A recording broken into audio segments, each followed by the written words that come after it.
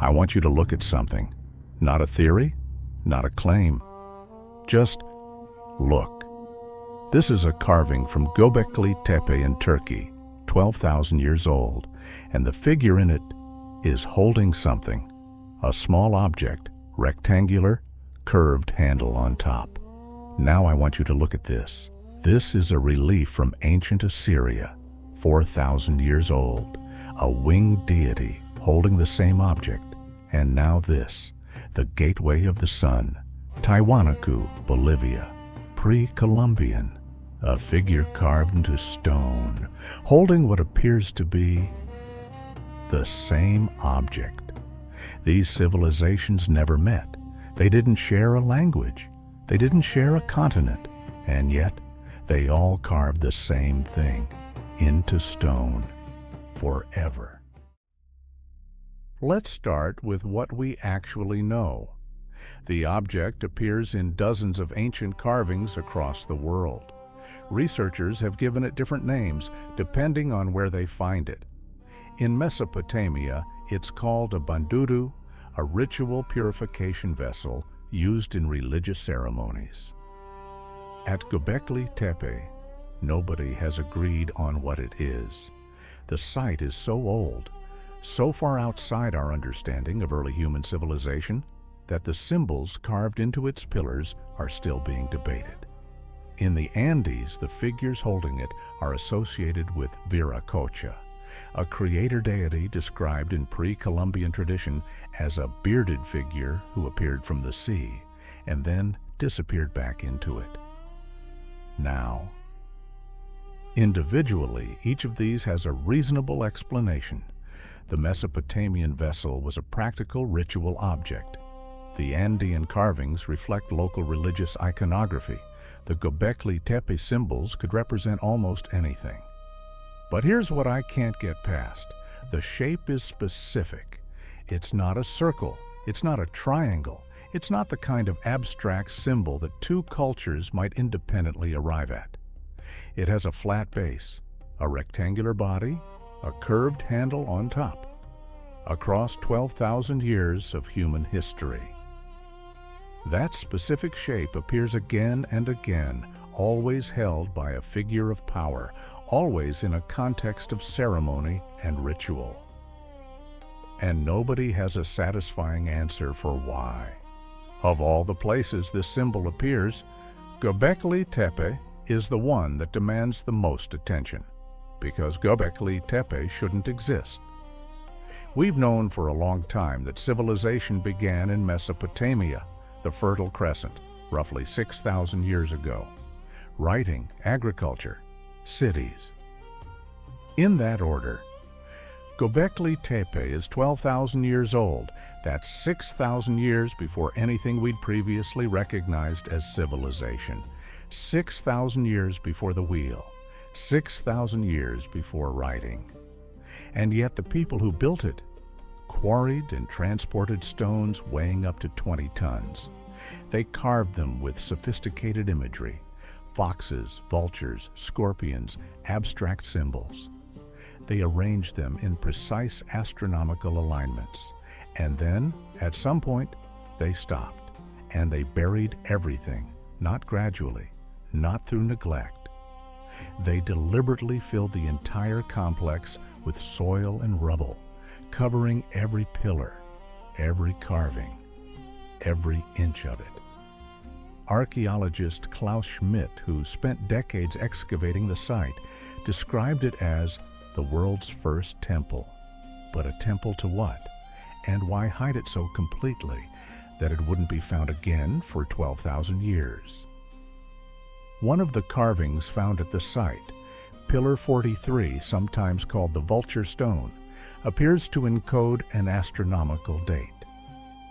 Researchers from Edinburgh University suggest it may record a comet impact that occurred around 10,950 BC, an event that, according to some theories, may have ended a previous chapter of human history. If that's true, then the people who built Gobekli Tepe weren't just building a temple. They were building a record, a warning, carved in stone, for whoever came next. Now let's follow the symbol forward in time. Roughly 6,000 to 8,000 years after Gobekli Tepe was buried, a civilization emerged in the river valleys of modern-day Iraq, the Sumerians, the first civilization we've traditionally recognized as such. They had writing, cities, law, mathematics, astronomy, and in their art, carved into cylinder seals, relief panels, and temple walls, appear the Anunnaki, divine beings, winged figures, described in Sumerian texts as those who came from the sky. And in almost every depiction of these figures, they are holding an object, a bucket, a vessel, a container with a curved handle, the bandudu. Sumerian priests used physical versions of these vessels in ritual purification ceremonies. They would dip a pine cone into the vessel and sprinkle worshippers with the liquid inside. What was in the vessel? Historians say water, ritual water. But here's what bothers me about that explanation. Water is everywhere. You don't carve a specific, recurring, highly stylized object into stone across centuries of art just because it holds water. You carve it that way because the object itself means something, because what it contains or what it represents is important enough to preserve forever. And now for the part that I genuinely cannot explain. Tiwanaku, a pre-Columbian city on the shores of Lake Titicaca in modern-day Bolivia, at an altitude of nearly 4,000 meters above sea level, built by a civilization that, as far as we know, had no contact whatsoever with the civilizations of the ancient Near East, no shared trade routes, no shared language, no shared mythology, at least none that we've confirmed. And yet, at the center of Tiwanaku stands the Gateway of the Sun, a massive carved stone arch cut from a single block of andesite. At its center is a figure. Scholars call him the Staff God, a powerful deity depicted with a radiating headdress, clawed feet, and tears falling from his eyes. In each hand, he holds an object, rectangular, curved handle.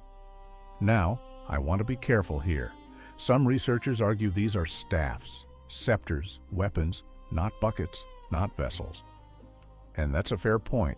The Andean objects don't look identical to the Mesopotamian ones, but the configuration is striking.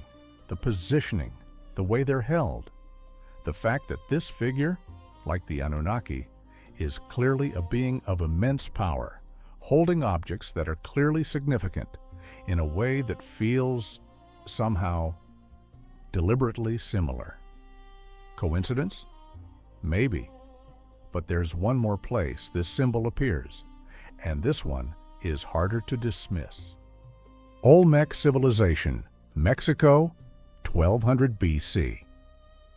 The Olmec are considered the mother culture of Mesoamerica, the civilization from which the Maya and Aztec would eventually emerge. In Olmec art, powerful figures, shamans, rulers, supernatural beings, are repeatedly depicted holding objects. Small, rectangular, curved handle. And in case you think this is just my interpretation, archaeologist Richard Deal, one of the foremost experts on Olmec culture, has noted the consistent appearance of what he calls ritual containers throughout Olmec sacred art. So now we have 4. Gobekli Tepe, Mesopotamia, the Andes, Mesoamerica, 4 separate civilizations, 4 separate continents, spanning 12,000 years of human history, all depicting the same specific object, all placing it in the hands of their most powerful divine figures. The mainstream explanation is convergent evolution of symbolism, that human minds independently arrive at similar solutions to similar problems. It's a reasonable explanation, and for simpler symbols, circles, crosses, spirals, it's probably correct. But this object is specific. functional looking, almost technological. And I keep coming back to one question. What if it wasn't a symbol at all? What if it was a picture of something real? Here's where I want to be honest with you. I don't know what the handbag of the gods is. Nobody does? The honest answer, the scientifically defensible answer, is that we are looking at a convergence of superficially similar symbols from cultures that developed independently. That's probably true. But I've been thinking about something else. We know that around 10,900 BC, right around the time Gobekli Tepe was being built, a significant cosmic event occurred. The Younger Dryas impact event, a period of rapid climate change, possibly triggered by a comet or asteroid impact that ended the last ice age abruptly and catastrophically. Sea levels rose dramatically. Entire coastlines were submerged. Species went extinct. Human populations collapsed. If there was a civilization before that event, even a small one, even a relatively simple one, most of its physical record would now be underwater. And the survivors would remember. They would carve what they remembered into stone, because stone lasts.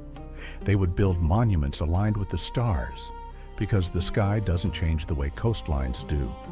And they would hold up in the hands of their gods whatever object represented the most important thing they carried with them out of the world that was lost. Maybe it was water, maybe it was seed, maybe it was something we'd call technology, or maybe it was something simpler and more profound than any of those things. Maybe it was knowledge, preserved, carried, passed on, one carving at a time. I want to know what you think this object represents. Leave your theory in the comments below, because honestly, the best answers I've seen to questions like this don't come from academics. They come from people who look at the evidence with fresh eyes. The stone doesn't give up its secrets easily, but it does give them up. If there's a mystery you want us to investigate, drop it in the comments below. Subscribe to the Lithic Code. The next code is already waiting.